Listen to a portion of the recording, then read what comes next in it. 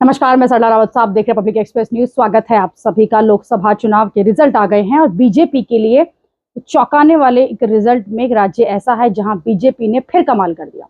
देश की राजधानी दिल्ली में पहली बार किसी भी पार्टी को लगातार 3 बार सभी सीटों पर जीत मिली है। दिल्ली में ये लड़ाई जो है वो बीजेपी वर्सेस इंडिया गठबंधन की थी, जहां 4 और 3 के रेशो में आम आदमी पार्टी और कांग्रेस में सीट जो है बंटवारा हुआ था। लेकिन अपने 7 में से बीजेपी की अगर बात की जाए तो 6 नए चेहरों को बीजेपी ने उम्मीदवार बनाया था। हालांकि दिल्ली में आम आदमी पार्टी की सरकार है, लेकिन एक बार फिर बीजेपी ने जो 7 सीटें थी लोकसभा चुनाव की वो अपने नाम कर ली हैं।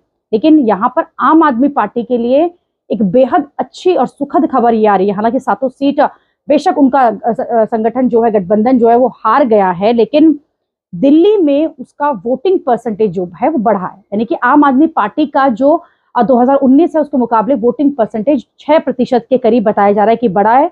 और राजधानी दिल्ली में सबसे बड़ी जीत की अगर बात की जाए तो वो उत्तर पश्चिम सीट से बीजेपी के उम्मीदवार योगेंद्र चंदोलिया को मिली है। उन्होंने 2,90,00,000 से ज्यादा वोटर्स के आधार पर ये जीत उनको मिली है। दिल्ली की सबसे चर्चित सीट की अगर बात की जाए जो कि नॉर्थ ईस्ट की थी, बीजेपी के मनोज तिवारी ने कांग्रेस के कन्हैया कुमार को 1,38,778 वोटों से हरा दिया। ये सीट बेहद चर्चित थी क्योंकि कन्हैया कुमार की वजह से ये सीट चर्चित थी। और दिल्ली की अगर बात की जाए तो कहीं ना कहीं आम आदमी पार्टी को भी ये जरूर लग रहा होगा कि कन्हैया कुमार जो है कम से कम 7 में से ये सीट तो कन्हैया कुमार जीतेंगे, मतलब ये सीट जो है आम आदमी पार्टी के पाले में आएगी। लेकिन मनोज तिवारी को कुल 8,24,451 वोट मिले और कन्हैया कुमार को भी हालांकि बहुत अच्छा वोट मिला है, 6,85,000 के करीब उनको वोट मिले। लेकिन ये सीट जो है मनोज तिवारी ने जीत ली और मनोज तिवारी एक ऐसा चेहरा था जिसे रिपीट किया गया है इस चुनाव में बीजेपी के द्वारा।